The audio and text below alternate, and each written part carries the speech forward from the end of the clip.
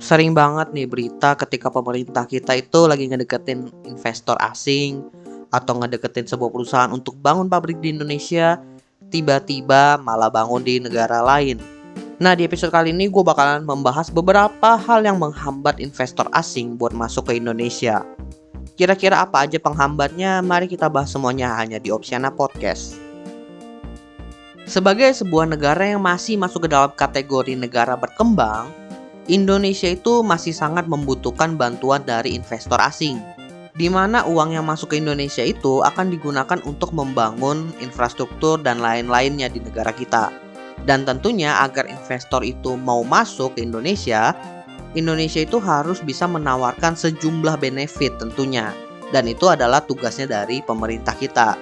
Dan pemerintah kita itu sebenarnya menjalankan hal itu dengan baik. Mereka sudah mulai melobi menunjukkan benefit-benefitnya. Tapi ternyata usahanya itu kadang-kadang tidak berbuah manis. Ada aja halangannya yang membuat investor asing ini malah gagal masuk ke Indonesia. Dan setelah gua coba-coba riset, ternyata penghambatnya ini bukan cuma dari satu hal aja. Ada beberapa hal yang bisa menyebabkan investor itu nggak jadi masuk di Indonesia. Kira-kira apa aja kemungkinannya atau penghambatnya? Mari kita bahas yang pertama. Yang pertama tentunya adalah karena regulasi di Indonesia itu terlalu banyak.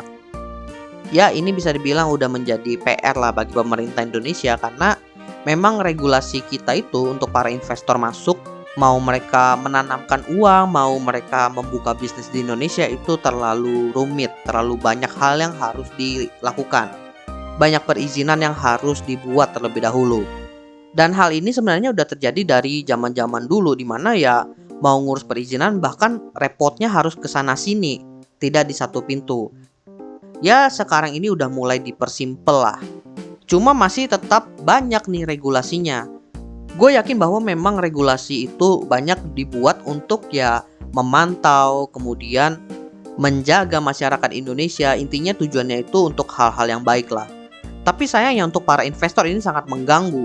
Karena mereka merasa nggak bebas dan bahkan bisa dibilang mereka itu merasa terikat sekali. Dan belum lagi terkait banyaknya regulasi ini, kita itu pun ada komparasi dengan negara lain yang regulasi masuknya itu jauh lebih sedikit.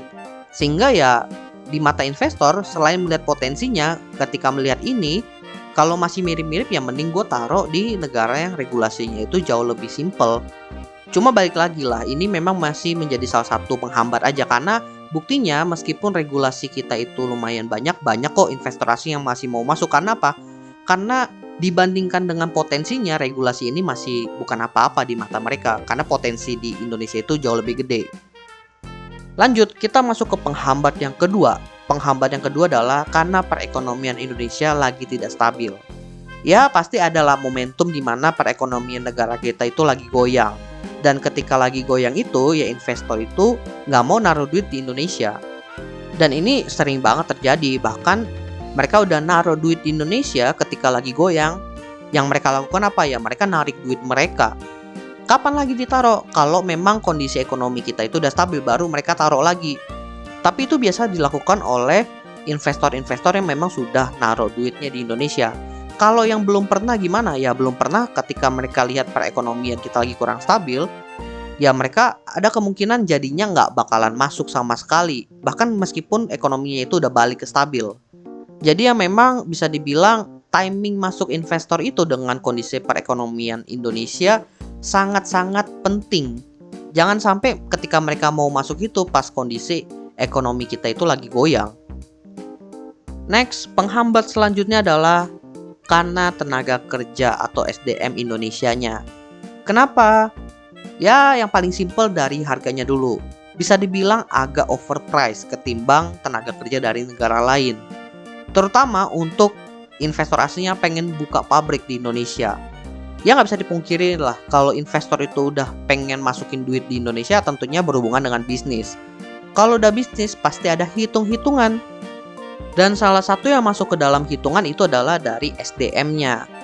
Ada beberapa investor yang merasa bahwa SDM Indonesia itu, terutama yang untuk buruh-buruh itu jatuhnya udah overpriced. Bahkan ada yang bilang udah mahal nggak produktif.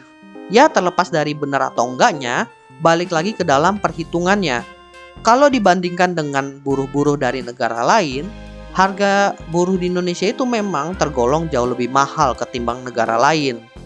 Tapi balik lagi ya, ini nggak semua SDM Indonesia ya. Karena memang di bidang tertentu itu SDM kita itu hitungannya udah overpriced. Mungkin seperti tenaga kerja yang buruh tadi. Tapi mungkin di bidang lain itu SDM kita itu harganya masih tergolong murah. Dimana buktinya banyak kok perusahaan-perusahaan asing yang di Indonesia itu memakai tenaga kerja orang Indonesia. Jadi bisa dibilang ini nggak semua SDM, hanya di bagian-bagian tertentu aja. Penghambat selanjutnya adalah karena sumber daya alam yang dibutuhkan untuk produksi tidak ada di Indonesia. Ya ini kelihatan banget lah bahwa banyak pabrik-pabrik yang buka di Indonesia itu dari negara luar. Mereka itu memanfaatkan sumber daya alam yang ada di Indonesia, sumber daya lokalnya.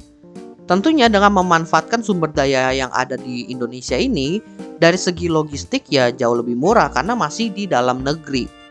Yang jadi masalah adalah ketika sumber daya tersebut tidak ada di Indonesia dan mereka tetap harus produksi dengan sumber daya tersebut, tidak ada sumber daya alternatifnya. Otomatis mereka itu dipaksa untuk impor barang, impor bahan baku dari luar. Dan masalahnya adalah ketika mereka impor, harga bahan bakunya masuk ke Indonesia mahal lagi. Tentunya karena ada perizinan, kemudian kena pajak lagi.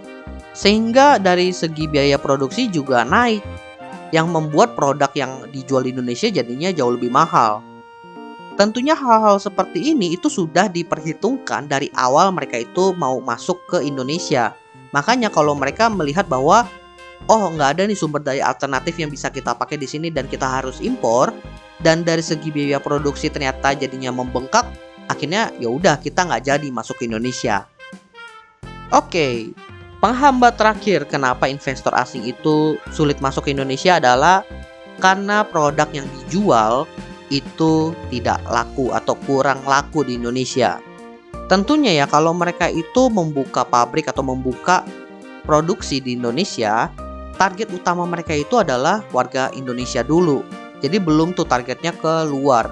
Belum ada hubungannya sama ekspor.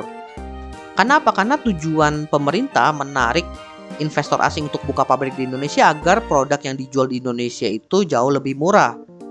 Tapi pertanyaannya adalah kalau udah murah di Indonesia tapi ternyata nggak laku, buat apa?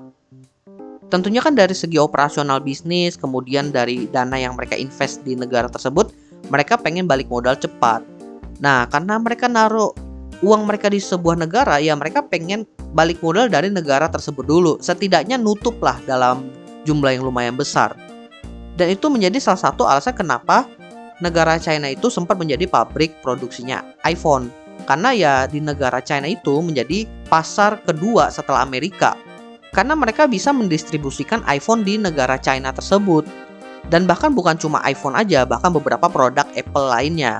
Sedangkan kalau di Indonesia nih, kalau produk-produk Apple itu kan agak kurang ya. Kecuali MacBook-nya, kemudian juga dengan iPhone-nya. Tapi produk yang lain masih agak kurang. Sehingga agak kurang menarik bagi Apple untuk membuka pabrik di Indonesia. Dan ini bukan terjadi di Apple doang, tapi untuk brand-brand yang ada di luar sana yang ternyata di Indonesia itu kurang laku juga banyak.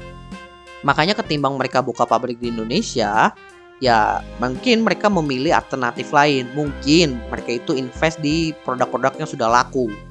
Atau ngebikin learning center seperti yang dilakukan oleh Apple.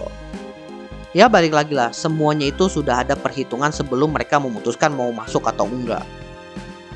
Oke, jadi itulah beberapa penghambat kenapa investor asing sulit masuk ke Indonesia.